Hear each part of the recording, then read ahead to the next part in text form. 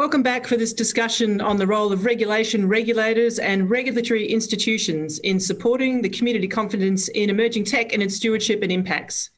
To set the scene, let me read this excerpt from Nesta's report, Renewing Regulation, Anticipatory Regulation in an Age of Disruption. There are a range of emerging or maturing technologies, artificial intelligence, the Internet of Things, etc., that promise both great economic and social benefits, but also entail new kinds of risk. Each could evolve on many different trajectories, the most sustainable of which are likely to be the product of an interplay between public and private actors.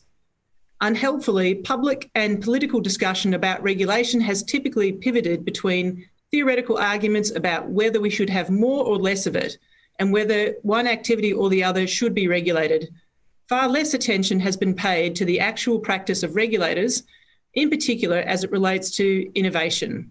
I think this is going to be a fascinating conversation. For those of you who don't know me, my name is Melinda Salento. I'm the CEO of the Committee for Economic Development of Australia. And joining me for this conversation of regulators in the crossfire, if you like, and a serious debate about where we are in Australia, I have Susan Makatoa, who is the MD of Edelman Australia, Stephen King, who's a commissioner at the Productivity Commission and a former colleague of mine, and Sam Nickless, partner and COO at Australian law firm Gilbert and Tobin. Welcome, everyone. Thank you.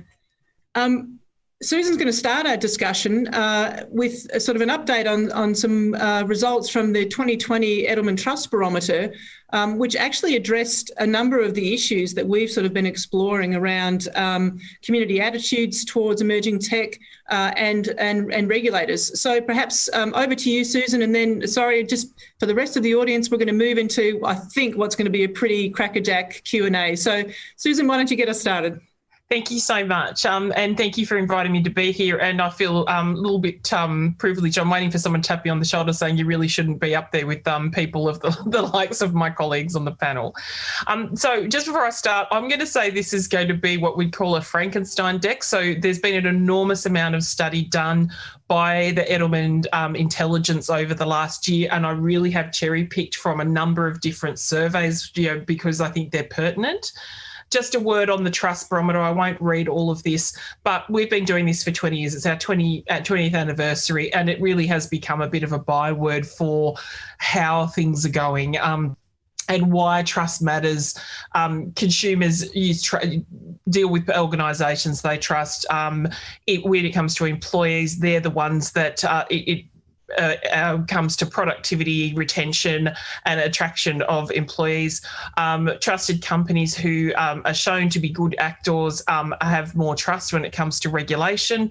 There's been pretty much an attitude in Australia that you regulate what's broken with market failure. So if you can show that you're doing the right thing, then that's going to set you up for more success. And then you've got risk investors, the market, and obviously media, who are pretty tough on companies and government in Australia. So where we were at the start of the year, if you're looking, Australia's in the red there. So Australia celebrated its 10th year in a state of distrust. So basically overall, they weren't trusting anyone very much. Interesting to contrast with the countries that were sitting in an area of trust, quite different sort of setups to ours. But Australia basically was at one of its lowest states at the start of this year.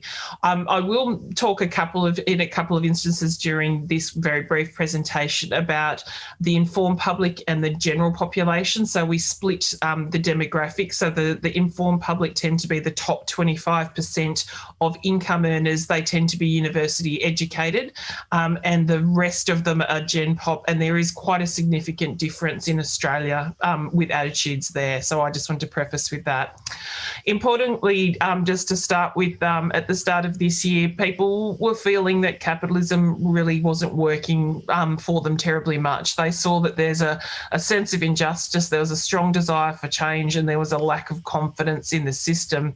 And concerningly, there was a lack of hope that anything was going to change, and therein lies a challenge for regulators and government.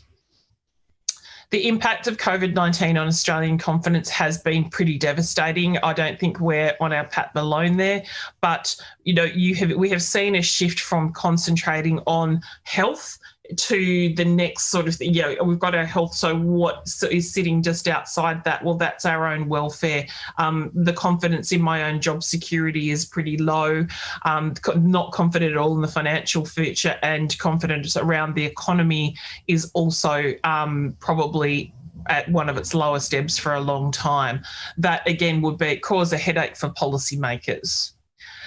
If we look at industry sectors over time, this was taken earlier this year. I would suspect that food and beverage and healthcare may have seen a bit of an uptick in trust, but food, beverage, healthcare and technology have been the three sectors that have performed strongest over time. We did see a drop in trust in tech in the last year. Our hypothesis there is it's around cybersecurity and the security of people's information and how accurate what they're seeing is to them. So really importantly for this conversation, they're saying that we're not terribly effective in regulating technology. They acknowledge that the pace of technology is rapid, and I can't imagine being a legislator in this environment. I imagine that would be very challenging. They're worrying that technology is making it impossible to know what they're seeing or hearing is real. And obviously the occurrences with China yesterday would be a perfect example of why people are so worried about things like that. And very significantly, that people don't think that government is understanding emerging technologies enough to regulate them effectively. And if you look at, there's a couple of areas that are probably quite hot at the moment, one being the ACCC and the Media Code, and there's also a payment systems review underway because there's been so much development in fintech.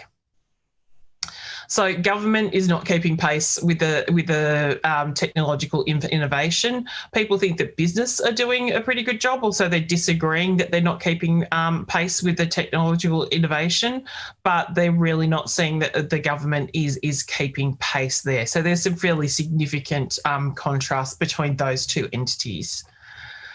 Interestingly, at the start of this year, this is where we were sitting in this state of distrust. We measure quite a lot of different factors, but if you summarise them into ethics and competence, none of the four institutions at the start of this year we were measuring were seen as either ethical or competent. So business was seen as competent, but not very high on the ethics scale.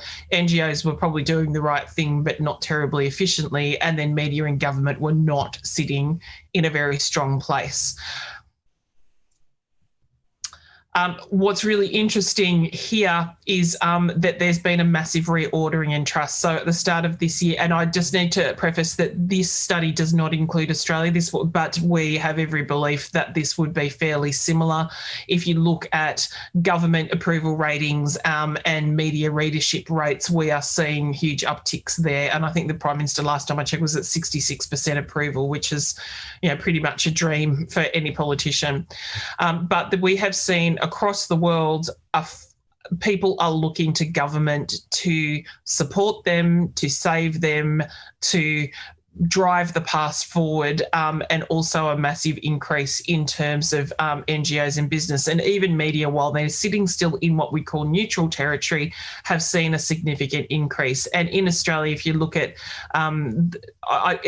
for argument's sake, a flight to quality, people have gone back to the mastheads they trust because people are really concerned about fake news. I don't think the stats in this one, but 67% of people are really concerned about what they see in terms of fake news on social media. So there's a big readership and engagement with social media, but there's a real skepticism about the source of the information that they're seeing. This is a really significant shift also. People looked at stakeholders as much more important than shareholders in terms of what might be long-term success for a company. And if you look at what's in those areas, there's employees, customers and communities. And I think if you look at the recent landscape in corporate Australia, there's been some very high profile issues around stakeholder care or stakeholder engagement, or which has led to some fairly significant departures. I don't think that trend is going to reverse. But people also have very, very strong belief, which is a real challenge for companies, that is you can take actions to increase both profits and improve conditions in communities where it operates. So the expectations for government and for companies are just getting higher and higher. I mentioned before that there was a trust gap and government now being most trusted. Oh, sorry, I've just gone backwards, I think. Yep, sorry about that. Brands, so if you're a CEO of a large company, you'd want to be having a really good look at what your customers and your stakeholders are expecting from you. There's a pretty strong belief that brands can do more to solve social ills than government. I think there's been an extraordinary year this year with decision making by government and collaboration in government and NGOs and business at an incredibly rapid rate. Years and years of decision making have happened, but they're still thinking that brands should not just speak out but act on things that are seen as inequitable. And we've seen quite a lot of action in the space of, say, climate change in terms of things like domestic violence. And unfortunately, there was 3 fatalities in the domestic violence space, and there's very little coverage in the media, but there's a very strong feeling in the community that more should be done. Brands have better ideas for solving our country's problems than government. Interesting. And it's easy for people to get brands to address societal problems than get government to take action to take things for the better. So those expectations are very high. And if you're a CEO, this would be very much on your mind. And so if you look at this, both societal and personal problems, and again, in this environment, that is particularly challenging. Just one more note, which is not in here, but at the start of the year, we had a massive gap in Australia between the informed public and the general population sitting in a state of distrust at 45% for years and years and years. And the informed public was sitting at a much higher rate. Since the incidences of the bushfires first and then other things, that trust has actually that trust gap has narrowed. And it's actually been the informed public whose trust has actually come down a little bit as opposed to the general population. So there's a real sense, just to summarise, of inequity, of worrying about technology, what information is there that we're not probably doing as much as we can to protect people, and that is not an easy challenge. But I might just pause there and hand back. Thanks, Susan. I just think some fascinating results in there, and they play so much into this conversation, but also the one we'll have in the next session around the role of business. But I think it's really the thing that really struck me when I was looking through the results was just this issue around the community being concerned about the pace of tech. In the last session, Rosanna talked about some of the things that have played out through COVID in terms of digital inclusion and exclusion and things like that. I think the community is really feeling that, noting that survey was before COVID.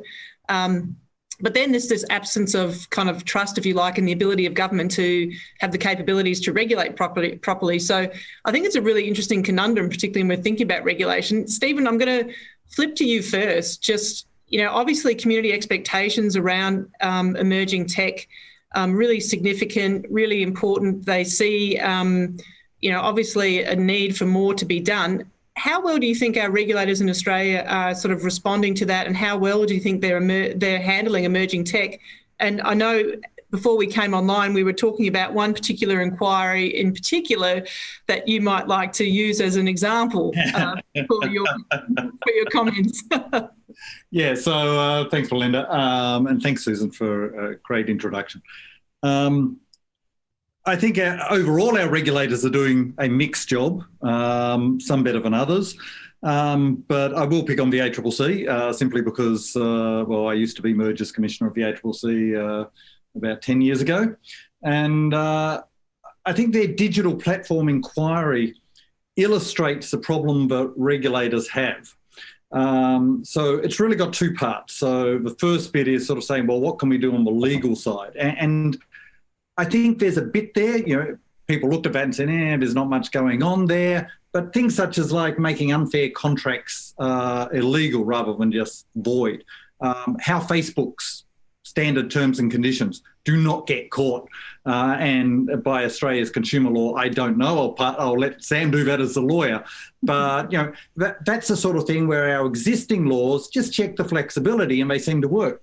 But then the problem with the regulators is that, you know, they sort of go in search of a problem. And we've seen this overseas. We've seen this with some of the competition regulators overseas. So the ACCC did go in search of a problem in the media. And it's not clear that we have a problem that is appropriately addressed by somehow making new media or new platforms pay for old media.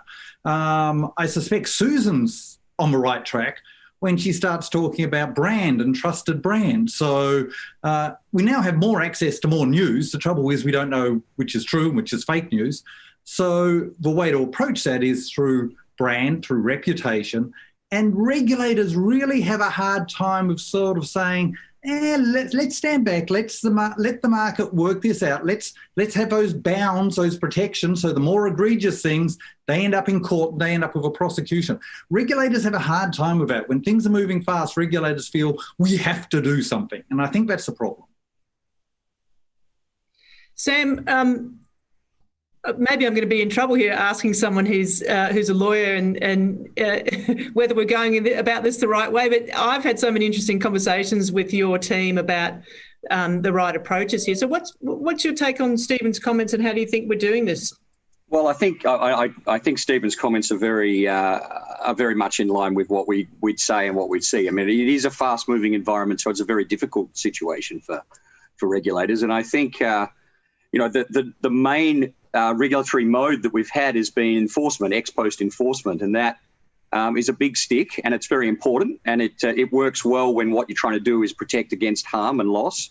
But it also means that when our clients and others are doing their business cases for what they're doing, they're factoring in some pretty significant risk on some uncertain outcomes in the future.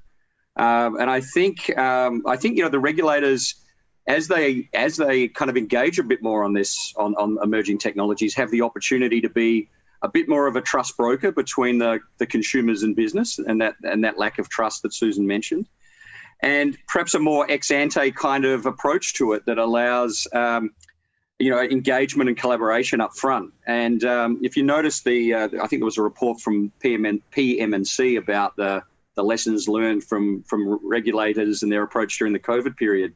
That was pretty well received by business, the way in which regulators took a kind of a collaborative approach to sort of working together. Now, obviously, regulators' jobs are not to make businesses satisfied, right? We know that, but I think by building trust in where the regulation's going, that will help to improve businesses' investment in new technology in the right way. So. Our partners have said that they've noticed that change during this period when they've been helping their clients engage with regulators. And I think when the regulatory goal is not just to prevent the downsides and the harm, but actually to pursue the opportunity of technology, then that sort of regulation, that sort of regulatory approach, I think will work well. And we see from you mentioned the Nesta report, we see a bit more of that happening in the UK, and certainly in the way they're positioning where they want to go. I think some really interesting observations. I think, one of the things that kind of struck me when I was reflecting on what we've learned through the crisis is precisely the point that you just made, Sam, was that,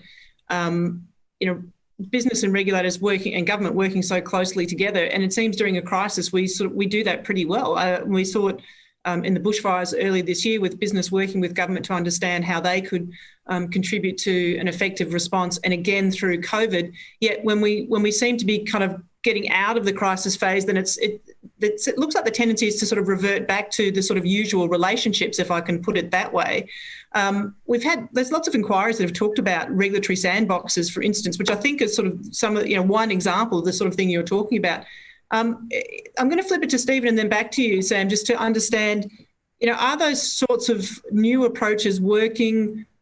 What do we need to sort of give that sort of more of a leg up, if I can put it that way? Stephen, do you want to respond to that?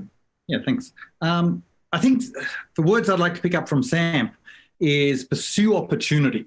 And I think it's getting that balance between regulators and government allowing business to pursue opportunity versus regulators in a sense, not getting in the road, but rightly protecting Australian consumers when things are starting to move in a poor direction.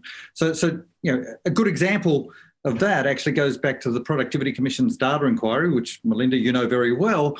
The whole approach there from the government side, because of course government is, in a sense, our biggest data holder. I mean, it makes Facebook and Google look like minnows in many ways, the amount of data that the government has on us. And the whole approach by the Productivity Commission was to say, make sure that trust is there, make sure that you've got trusted institutions, make sure you've got trusted users of the data, make sure that individual privacy is protected, but then allow the data to be used, because we don't know, the Productivity Commission, the Australian government, none of us know how value can be created, how new business opportunities can be created, how consumers can benefit from using that data. So that's an example of that first size, don't get in the road. But at the same time, it's nice to all sit around the room and cooperate as in a COVID-19 situation, but regulators have to regulate. And we do see stuff going on with new technology and with platforms, which are very concerning. There's a range of cases. We've just got one, the Google case around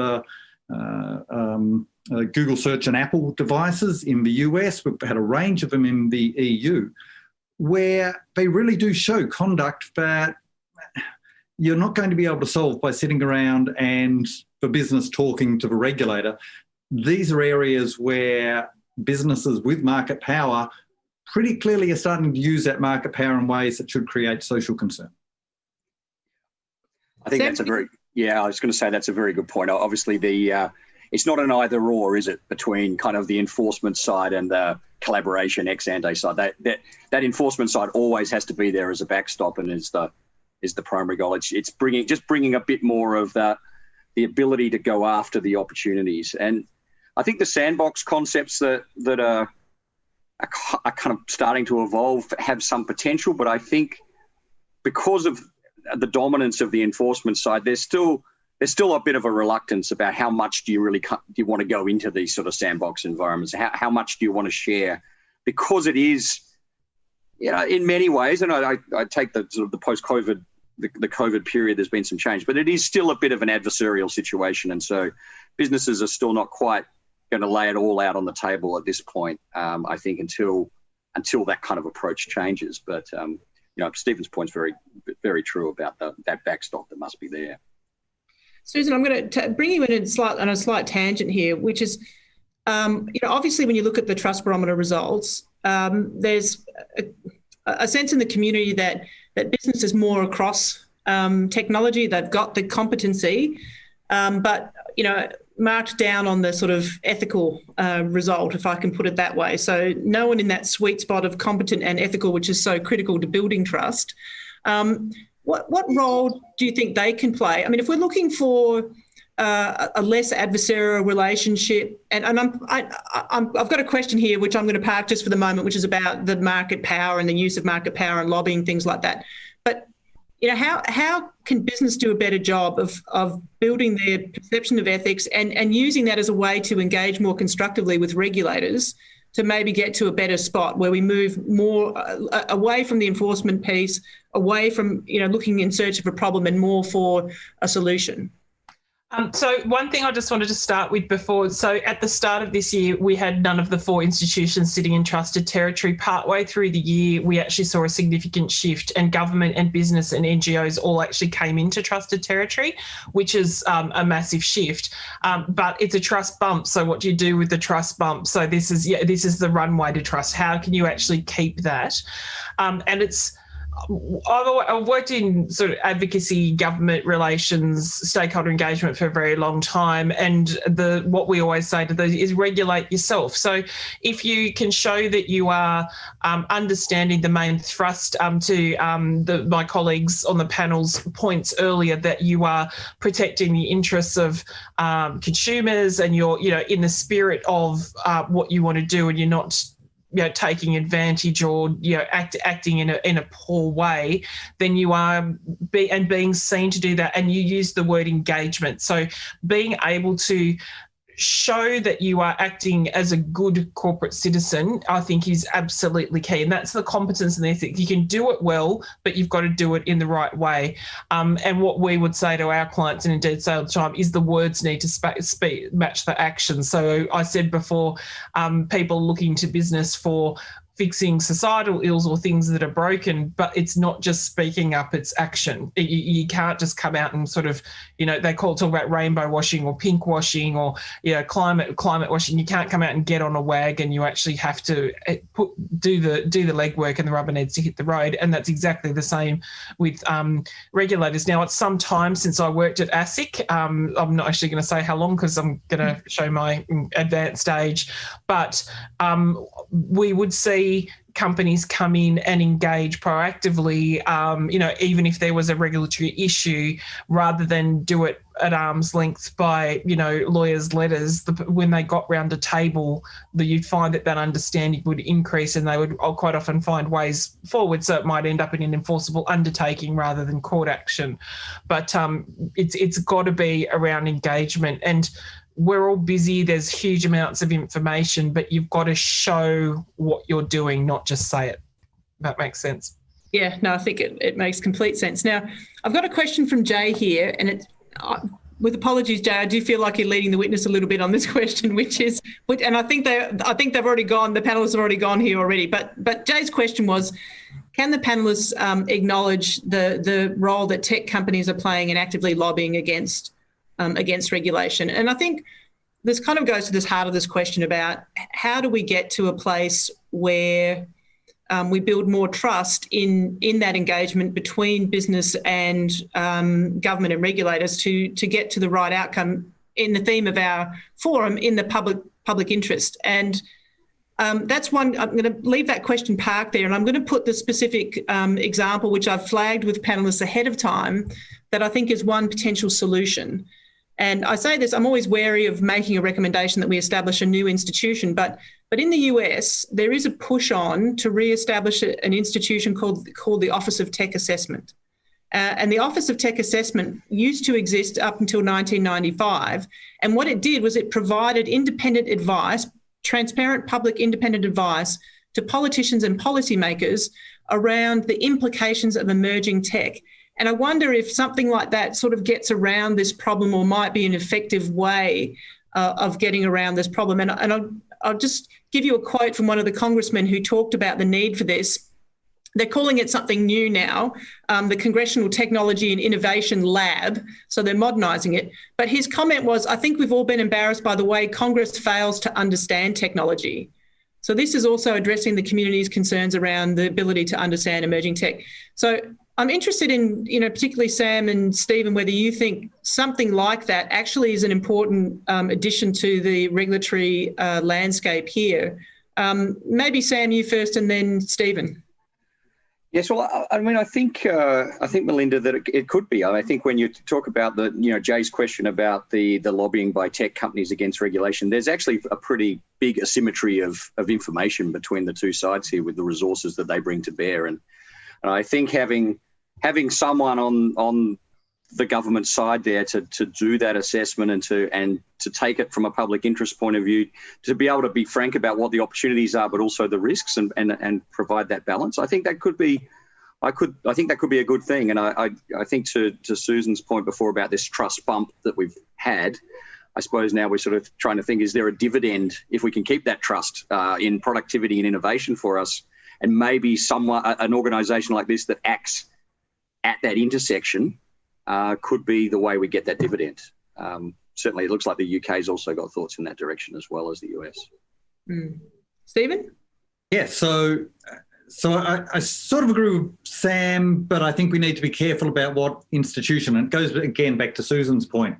We've got a trust bump, but with regards to government, we clearly have a competency deficit, if I can call it that. So there is a reasonable view that our governments are pretty incompetent when it comes to technology and data. there are some fairly well-known examples, such as censuses, which show that the public are not illogical or irrational in having that competency deficit. So I think if we can have an organisation, not quite like the old OTA from the US, which was sort of meant to be a bit of a crystal ball gazer. I'm not in favour of crystal ball gazing. Technology goes in all sorts of direction. The old OTA had real troubles of ever working out, technology A and technology B. Well, someone put them together and got a fantastic new product that, they really weren't very good at that. But we do need an organisation or capacity within government to get over that competency deficit. And I think COVID-19 showed that in spades. Look at, for example, South Korea and Taiwan, Hong Kong, what they're doing with data, and compare it to what we're doing with data, just in the quarantining, the test and trace and so on. Now, and I deliberately didn't mention China there because, if you're a dictatorship and you just demand stuff, it makes it easy. We're not a dictatorship. We need to have public trust to be able to do that same level of sophistication in dealing with the virus in our testing and tracing with our use of quarantining. And I think we've faced a barrier in Australia because everyone says, it would be really good if we had an app that made things, that we could test and trace through, if we had some better technology so that people could quarantine at home but didn't, we knew that they weren't going outside, such as in Taiwan. That'd be fantastic. But I don't think anyone trusts the government enough, and we saw that with the app, so that when the government moves down that path, we sort of say, come on, guys, you know you're going to stuff this up. You know that my stuff's going to be on the front page of the papers tomorrow. So, yes, we need an institution, not like the old OTA, but a way for government to increase the public's belief, the public's trust in its competency with technology.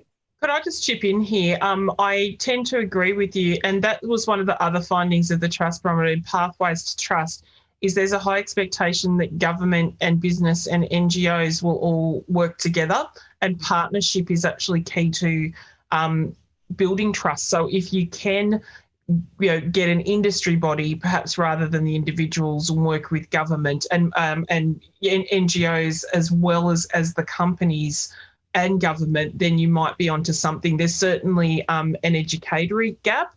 And I'd also caution against lumping all big tech in together and the big tech lobbyists. Mm-hmm. That's one of the, and full disclosure, I do on occasion work with some of these companies.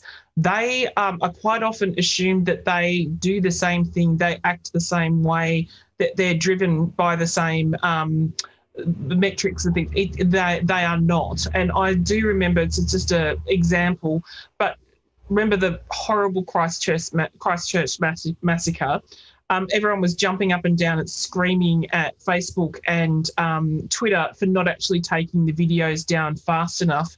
And I can tell you, because I was inside one of the tents, is that it was like the worst possible game of whack-a-mole ever. So if anyone made a small edit to that video and then reposted it, it had a different data identifier. And so they were literally trolling and sharing information amongst themselves, going, here's actually a new identifier for this video, which is the same, but just had a different logo on it. And I saw those people sitting there having to watch that video again and again and again to make sure it was that. And there was a whole lot of cooperation with government, but this expectation was, why didn't they just press a button and make it disappear? That educatory piece in the regulation and the interactive government was very tough at the time. I think, that point that Stephen made, that I think is a really important one, about when the government's execution of its own technology projects and its own technology, particularly when it's consumer interface, has to be really top notch, doesn't it? Because and it might really not be anything to do with regulation or very sensitive things, but if it's not executed well, it undermines the consumer's confidence in government's grasp of technology. Everything from the way in which the consumer interface on MyGov works to, robo-debt census, they don't really create the trust, do they? And so they actually, the standard of execution has to be just as high as it is with a a commercial company's commercial objectives on execution. That's where that partnership part comes in. Yeah, that's right. That's right. I think it's a really interesting. I think I can separate two things. I think there is concern, and the concern that came through in the questioning was, how do we the public feel comfortable about what's going on if sorry, my screen's just dropped off. I apologise. But how do we, the consumer, feel comfortable if we feel like there's someone in the tent who's got more information than the government in getting to the right outcome from regulation? And I think having some sort of independent body probably in Australia doesn't even need to be new, because we've got Data 61, we've got CEDA, we've got people that have got capability. So that's one thing. And then I think the other thing is, how do we build capability within government, and how do we get them closer to the sort of technologies and understanding what's emerging and what's capable? I'm not sure that's actually a industry-specific thing. I mean, there's huge expectations on government to, regulate and be responsible across all sorts of industries, and that is why there are advocacy bodies, and that is why there are, lobbying and engagement campaigns, because you need to understand in the development of policy, and also then while legislation is being developed, what the outcome might be, and sometimes there might be unintended consequences of, said legislation, but I might just defer to the experts on that one. It's probably a fair comment. Stephen, did you want to say something? Yeah, so just I agree particularly on that capability in government, but then we have to ask, where does it reside? So one of the problems I have with the approach that we've been taking with regards to the ACCC is we keep on setting up groups inside the ACCC and saying, okay, deal with this. So the ACCC has a banking and finance group internally, which I'm sure has great expertise in banking and finance. But again, it's within a competition regulator. It's due to its a data platform inquiry. It's got some more internal capability there, but that's not the sort of capability that's going to help educate government. At best, it will help a group like the ACCC to pursue its core mission, which is to make sure that consumer law and competition law is being followed in Australia. But worst case is, of course, it ends up distracting the regulator.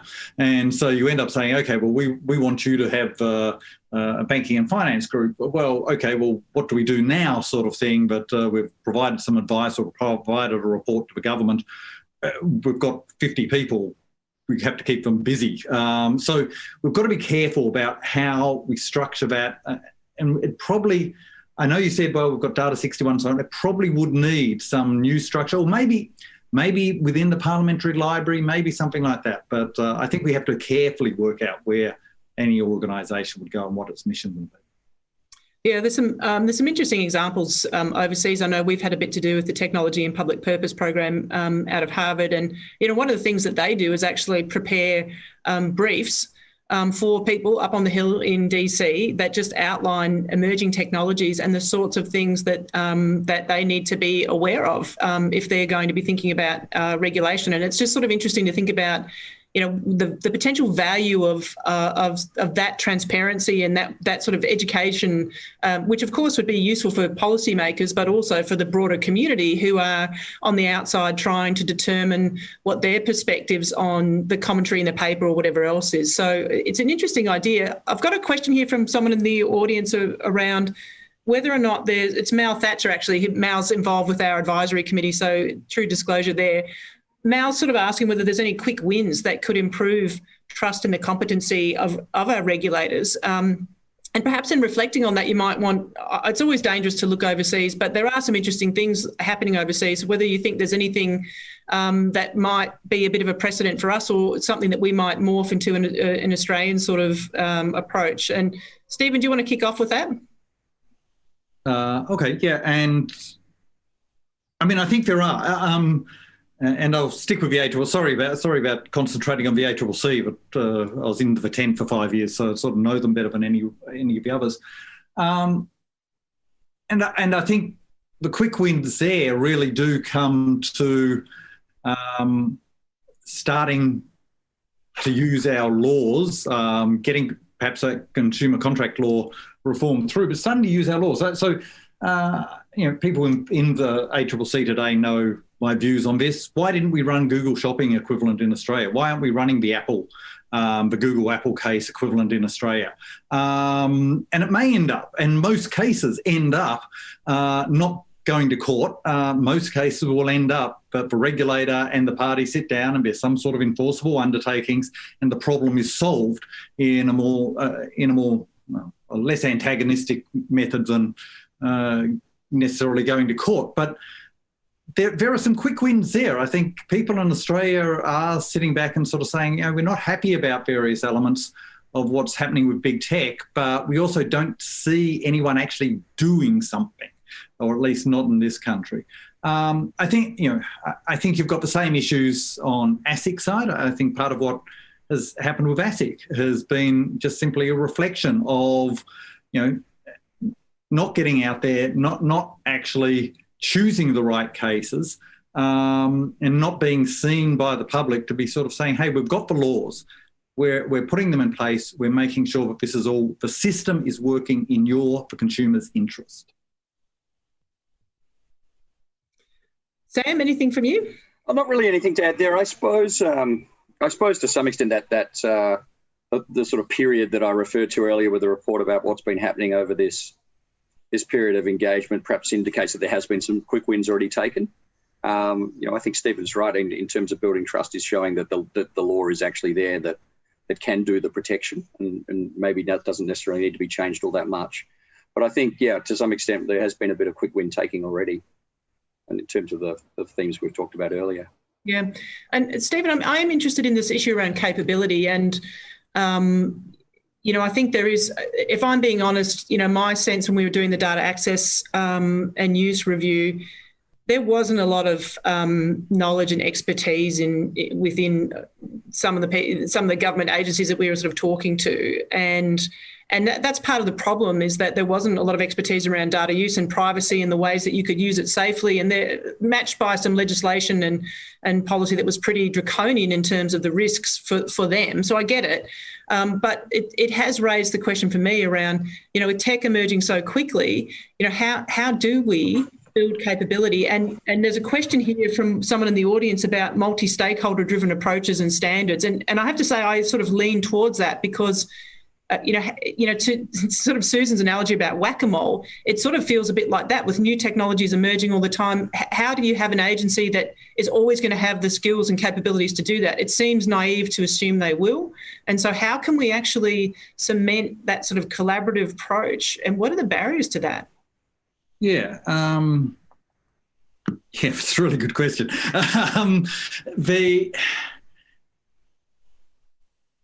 So I'll pick on a particular example because I think it sort of highlights both the problems and the potential solutions. So think of health data, for example.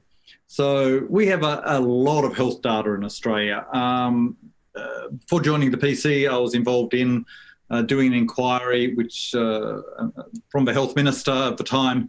So I was embedded in the health department, and you realise how much data is there, but also the lack of capability within the department to do anything with the data, to understand the value of the data, and certainly a culture of, for God's sake, don't let this data out because that's the worst thing that could happen to us.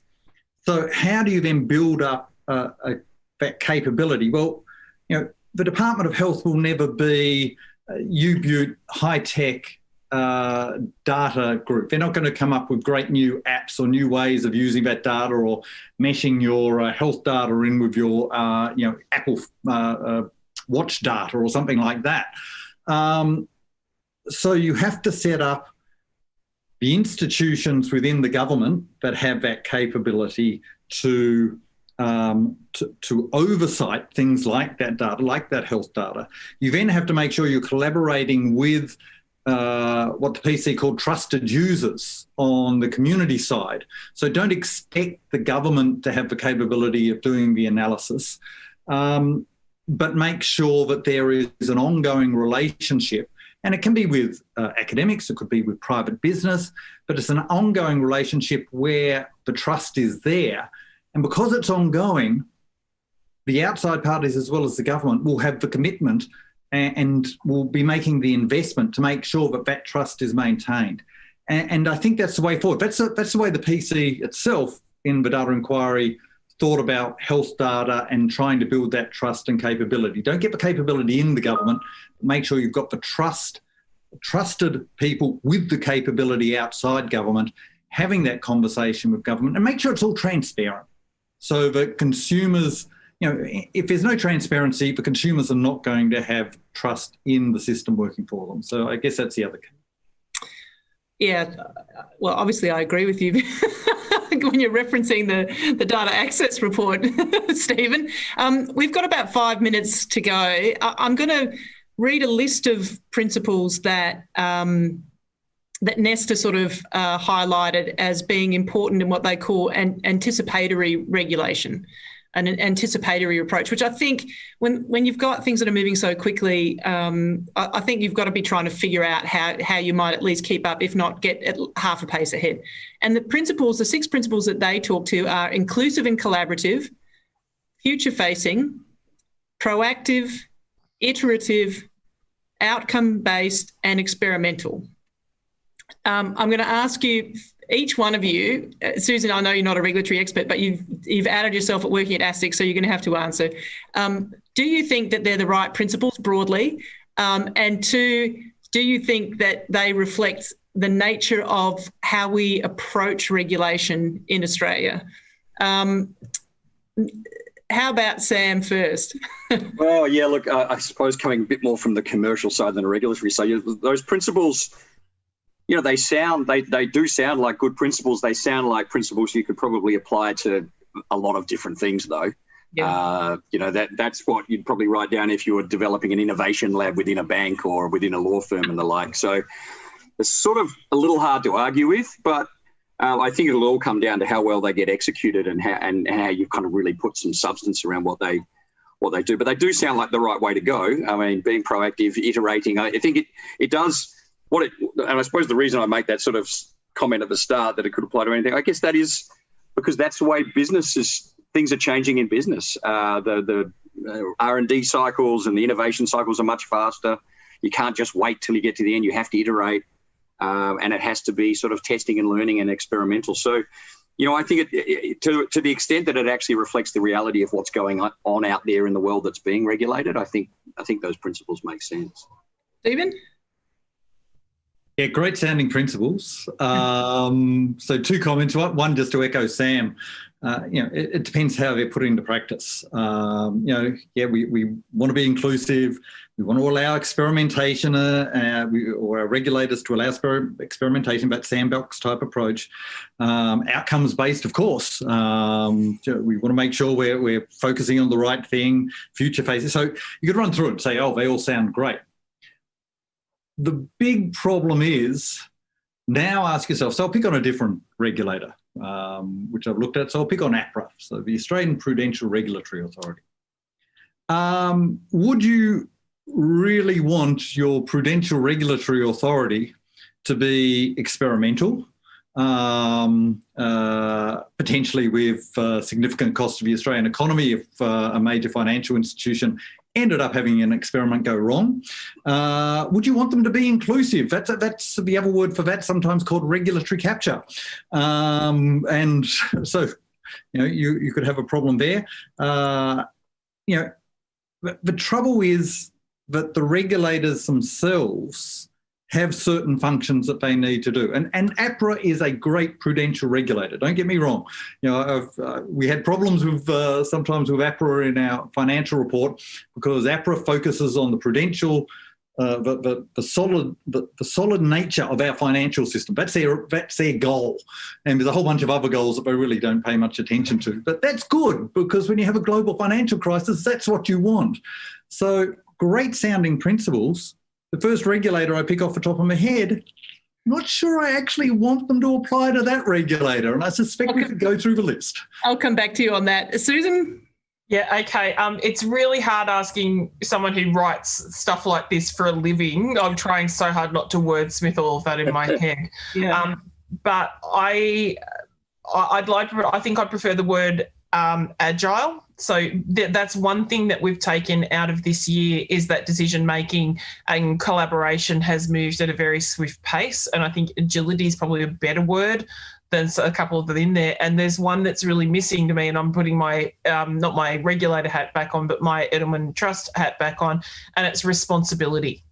Like, for me, that's the one that's missing out of that. They all sound, to Sam's point, like exactly what you would want in something that was future facing. And yeah, it all sounds good, but there's got to be that layer of responsibility to stakeholders. And going back to one of the findings, 90% of people are saying that stakeholders are the most important. So we've got to have that in there. Yeah.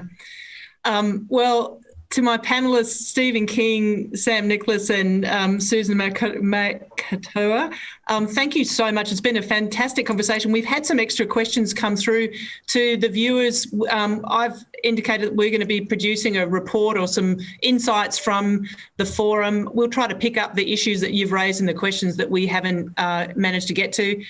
For what it's worth, I tend to agree that these principles sound nice. The thing that I would, but always hard to implement, Stephen, things like being experimental, I'm happy for all of our regulators to be a little bit more experimental, as long as they're really clear on what they're trying to achieve in being experimental, and a heck of a lot more outcomes focused and outcomes based would be where I would fly my flag. Plus, I just think if business is doing this more, and this is the way of the world, that our regulators are going to have to keep step.